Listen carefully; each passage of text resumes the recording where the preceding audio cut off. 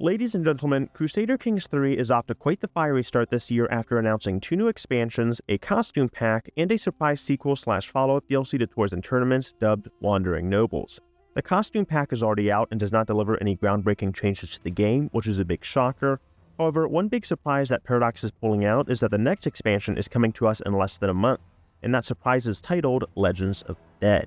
With this video, I want to break down Legends of the Dead with as much detail as possible from what we know so far, and take a look into the other upcoming DLCs and how they tie into Legends.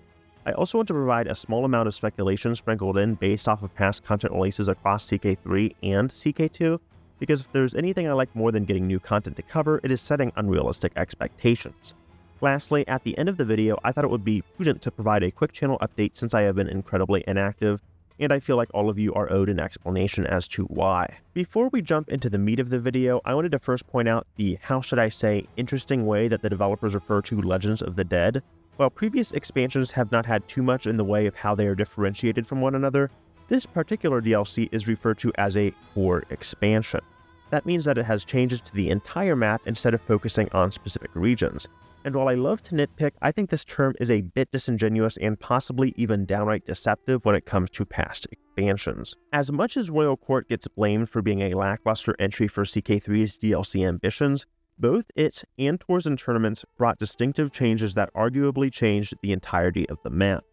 I hope that there is more that the developers have not revealed to justify this unique naming convention, but Paradox has a past record of hyping up new content and not completely delivering 100% of the way.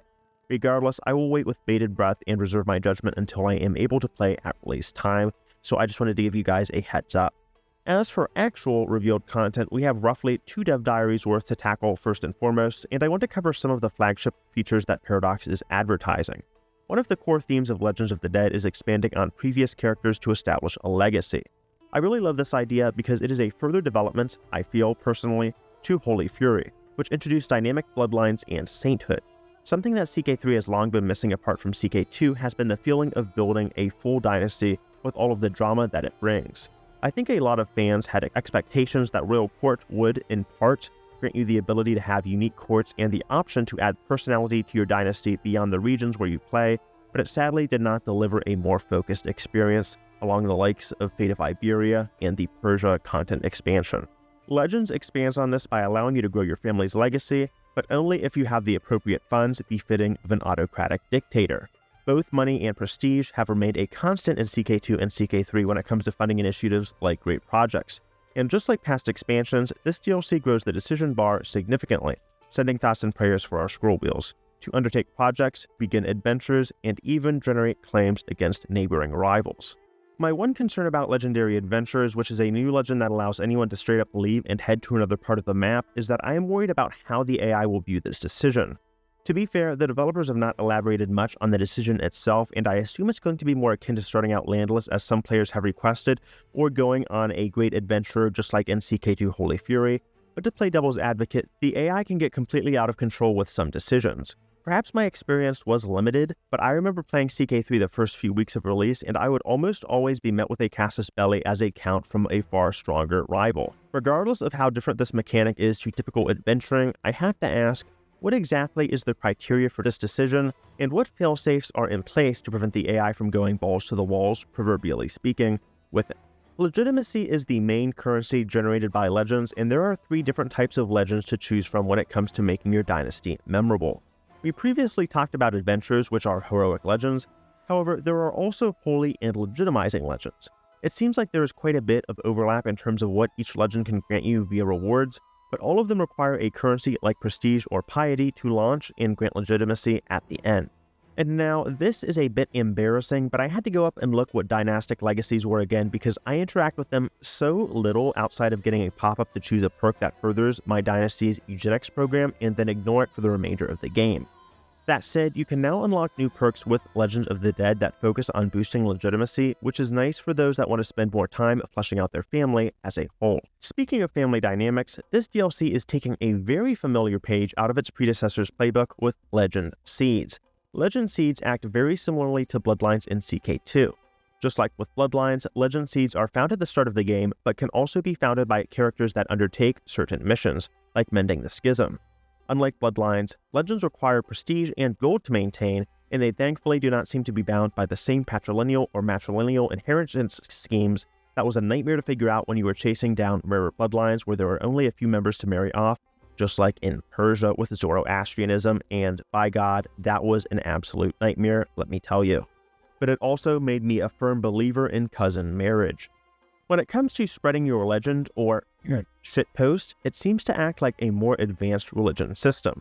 You quite literally spread or post via the word of mouth your dynasty's noble deeds, whether it is freeing Jerusalem, acquiring a lost relic, or getting a date on Tinder. All is seemingly possible with new court positions like musicians and poets to codify your legend. These new positions almost seem like a hybrid between priest and standard court positions. They have unique actions they can undertake that involve increasing the spreading speed, but can also spread your legend in foreign countries. Something that CK3 has a decent track record of so far, at least compared to other titles like EU4, is limiting the new amount of mana or mana currencies in the game. Mana is a catch-all term used to refer to resources, typically introduced in DLCs, that act as a point-based system that fuels specific actions and powers. EU4 specifically received a lot of flack for this, thank you Johan, as the developers had a habit of introducing new features and expansions that entirely relied on mana, which added unnecessary bloat to core elements of gameplay. I could spend an entire video talking about the past history of Paradox and mana-based systems, but the reason I brought this piece of history up was because Legitimacy is a new feature that acts as more of a scale that grants certain buffs depending on how legitimate you are in the eyes of your vassals. It's something similar to Piety in that regard, but far more fleshed out, and it is also a free feature. There are also additional components that decide your legitimacy. Apart from obvious factors like reign duration and traits, there is a sizable nerf to bastards and delegitimized children. Previously, bastards suffered very minor penalties with few repercussions. However, even if you are a legitimate child, having a parent as a bastard seems like it will affect how much legitimacy is passed down to you as the inheritor. One of the alternative tactics to dispose of heirs in CK3 instead of outright killing them was to disinherit, which was typically worth the cost if you had a more eugenics maxed child waiting in the wings. I'm actually quite fond of this change, as now players will have to come up with more devious plots to dispose of their children without being marked as a kinslayer. I won't go on too much as I do not want this video to be demonetized with the amount of curse words and profanity that I have already uttered, but I will say that the oubliette looks more and more tempting with each passing dev diary. Taking a step back and looking at CK3 as a whole, I'm very happy with how insistent the developers are in making sure that the DLC ties past mechanics together. Renown itself as a currency had potential, but did not see nearly as much use or play as Prestige and Piety. I also want to speculate that the adventuring system is laying future groundwork for Wandering Nobles, which is in of itself a continuation of Tours and Tournaments, a very well-received expansion. To see the developers continue to release content in such a well-layered and structured pattern gives me hope for the future of CK3, and I think we have come a very long way from Royal Court. I recommend checking out the rest of the dev diary if you haven't read through it already, because the brief screenshots that I show of the various art pieces do not do them justice. And I love that CK3 continues to highlight its immensely talented artists whom continue to go above and beyond. With art in mind, one last interesting tidbit included in the dev diary is the inclusion of various medieval instruments, not of torture unfortunately, like the hurdy-gurdy. While this is speculative, I saw a comment on Reddit that mentioned the potential for Legitimacy to increase the viability of tall play, which I think could be a very interesting combination with all of the effort that Paradox has taken to improve downtime in between conquest and various schemes. With smaller realms presumably investing more into infrastructure and being less focused on external expansion, they would likely have more gold reserves and prestige to invest in mega projects. Some of these great structures already exist on the map, like the Hagia Sophia. Also included are generic models for great palaces, and I think they look pretty decent. I love the great works that were featured in CK2 and the elaborate degree to which you could customize them, but I fear that CK3, at least from what we have seen so far, has not been as ambitious in terms of being able to set up things like torture rooms or great gardens. Nevertheless, the continued advances from the team at Paradox to include even more free content, like new map tables, should be commended. I think they have done the best job so far at providing a balance between free and paid content without leaving out huge features that make the free experience noticeably painful. One last thing that I want to touch on is how Legends of the Dead ties into what is presumably CK3's most anticipated DLC, Roads to Power. RTP is a new content pack that covers Byzantium and a significant amount of what is advertised, from being a landless adventurer to imperial management, will most likely have a lot to do with Legitimacy, as it is a free system. Overall, I am absolutely ecstatic to see what the team has in store for the rest of Legends of the Dead and future expansions with these visions in mind. It has been an incredible 3 years since the channel started as Civ Extraordinaire, which I then eventually transitioned into 4 Extraordinaire, but I have been shockingly absent for the past 6 or so months, and that is due for a number of reasons. First and foremost, I quite simply felt very burnt out between holding a job, attending college, and having to make regularly scheduled content for the channel. With that said, as I find myself having more and more time, I really want to come back and make meaningful content because I genuinely enjoy getting to interact with you guys and getting to cover the strategy games that I love, like CK3.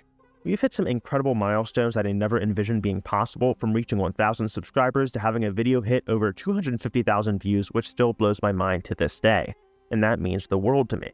Going forward, I won't be nearly as active as I have been in the past, but I will be trying to at least have a few videos out each month as long as there is meaningful content to cover and create.